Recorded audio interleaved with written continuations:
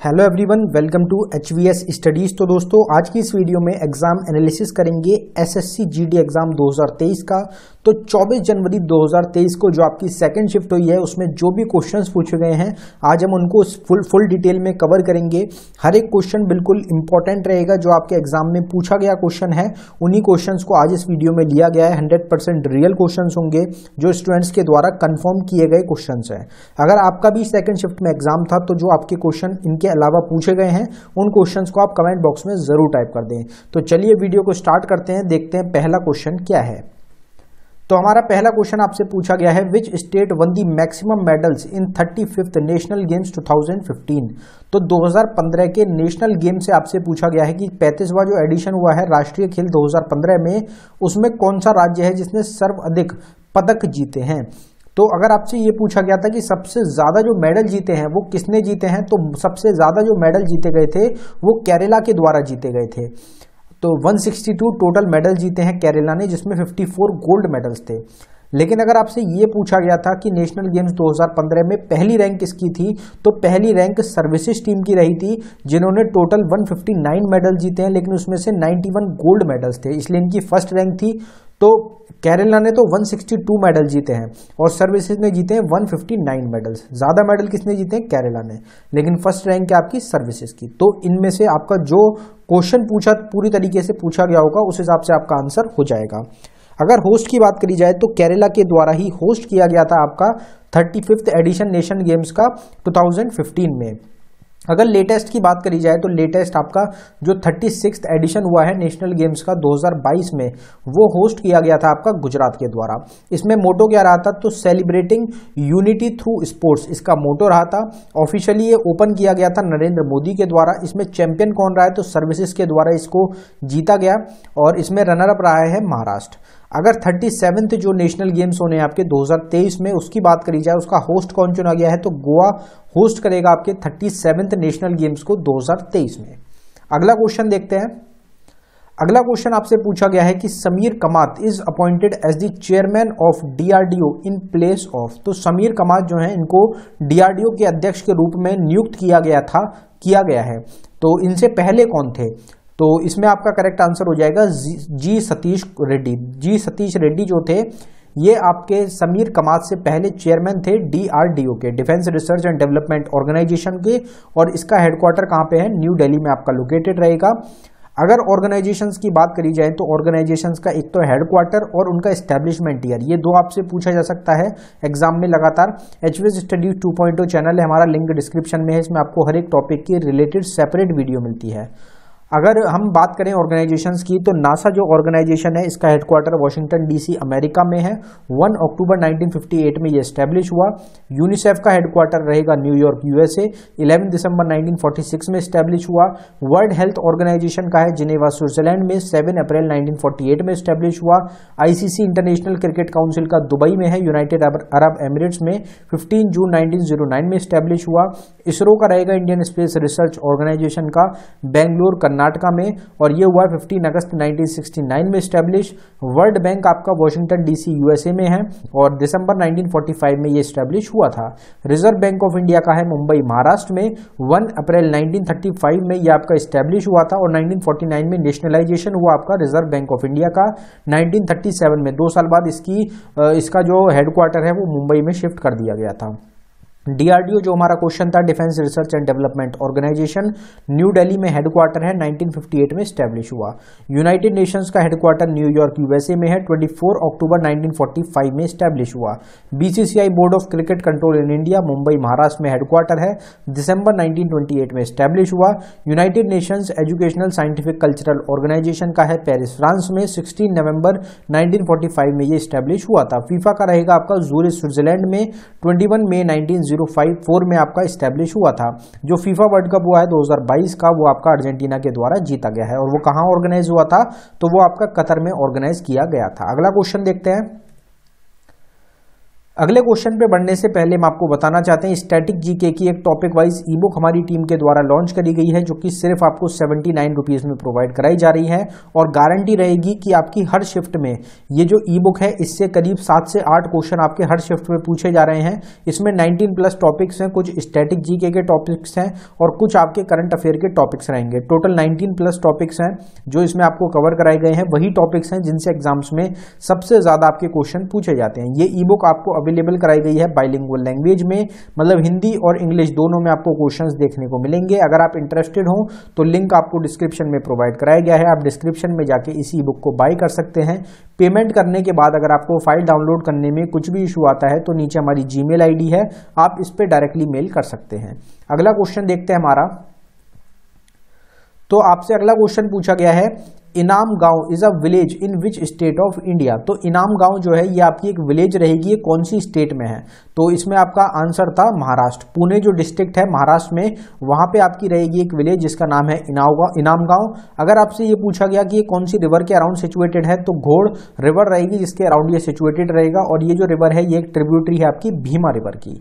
तो इस टाइप से आपसे क्वेश्चन पूछा गया था, या तो रिवर पूछी गई थी या आपसे स्टेट पूछी गई थी, दोनों ही हमने कवर करी है।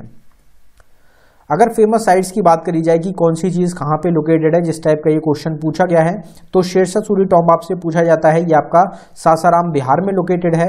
हुमायूं टॉम्ब आपका दिल्ली में लोकेटेड है। बीबी का मकबरा है आपका औरंगाबाद महाराष्ट्र में। आपका कन्हेरी फोर्ट मुंबई महाराष्ट्र में लोकेटेड है। जगन्नाथ टेम्पल है पुरी उड़ीसा में। अदाई दिन का झोपड़ा लोकेटेड है आपका अजमेर राजस्थान में। भरतपुर फोर्ट है भरतपुर राजस्थान में।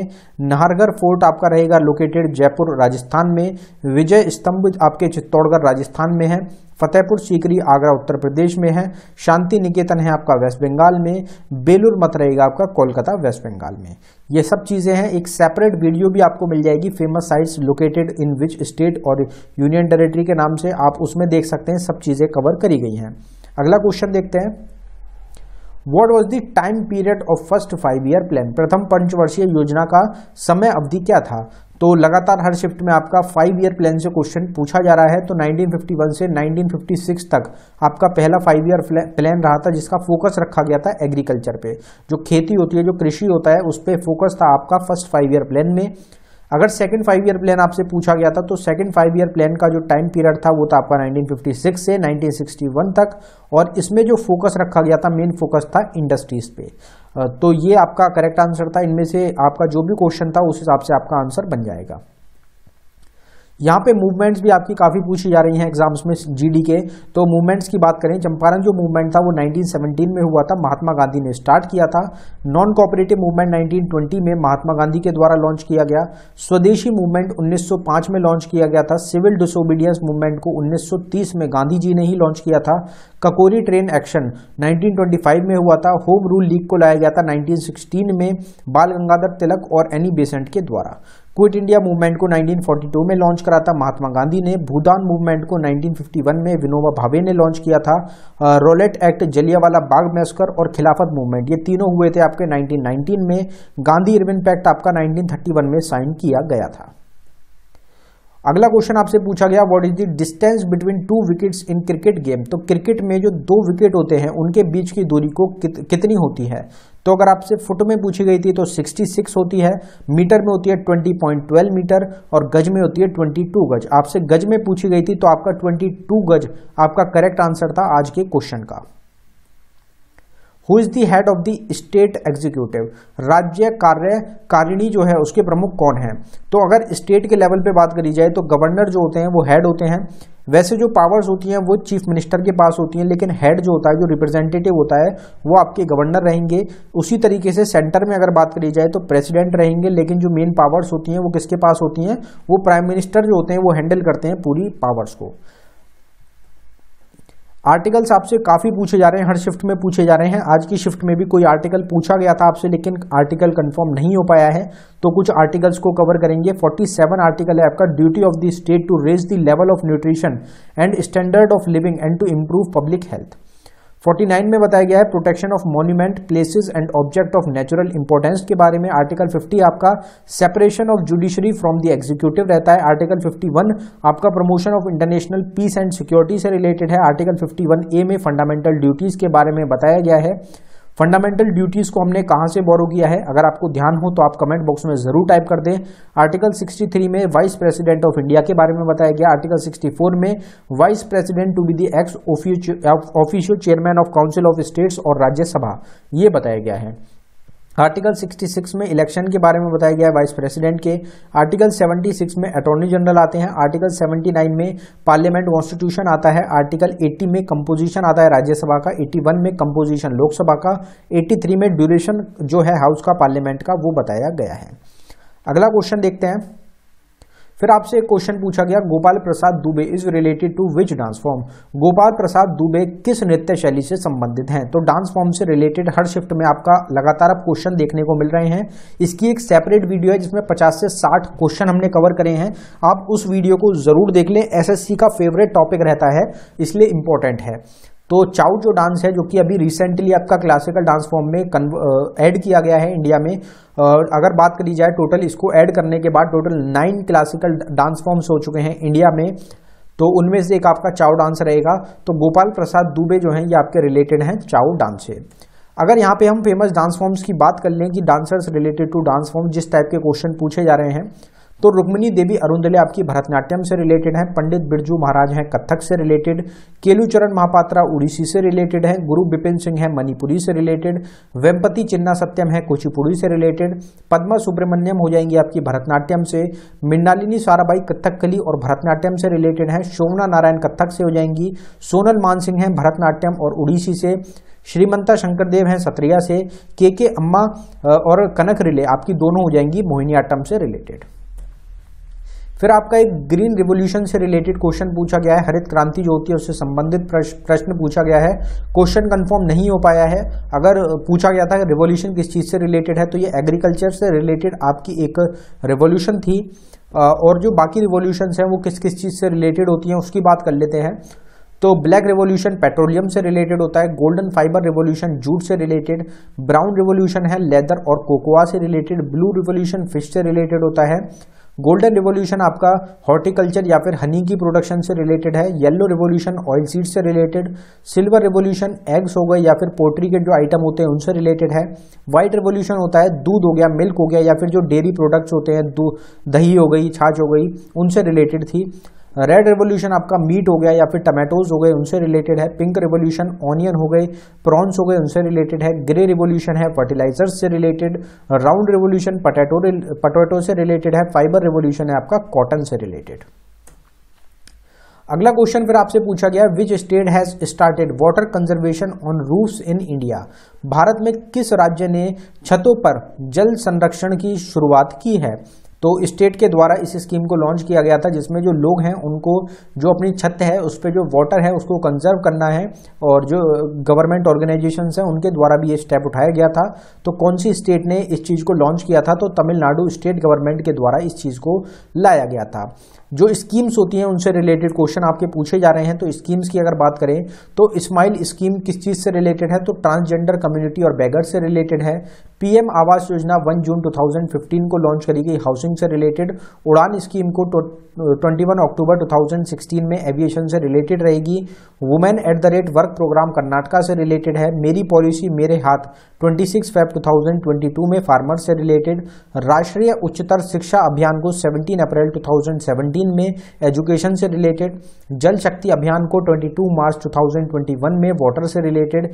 पीएम स्वनिधि स्कीम को 1 जून 2020 में। अटल पेंशन स्कीम को 9 मई 2015 में। स्किल इंडिया को 15 जुलाई 2015 में। मेक इन इंडिया को 25 सितंबर 2014 में। स्वच्छ भारत अभियान को 2 अक्टूबर 2014 में। और बेटी बचाओ बेटी पढ़ाओ स्कीम को 22 जनवरी 2015 में आपका लॉन्च किया गया था। तो ये इनके ईयर हो जाएंगे जो कि आपसे एग्जाम्स में डायरेक्ट पूछे जाते हैं। तो दोस्तों ये था हमारी वीडियो का आखिरी क्वेश्चन। अगर आपको वीडियो पसंद आई हो वीडियो को लाइक करें। अगर आपने अभी तक चैनल को सब्सक्राइब नहीं किया है तो आप चैनल को जरूर सब्सक्राइब कर लें। इसी तरीके से डेली एनालिसिस आपको चैनल पे मिलता है। अगर आपने ई बुक्स को बाय नहीं किया है तो ई बुक्स का लिंक डिस्क्रिप्शन में, आप डिस्क्रिप्शन में जाके हमारी ई बुक्स को बाय कर सकते हैं। धन्यवाद।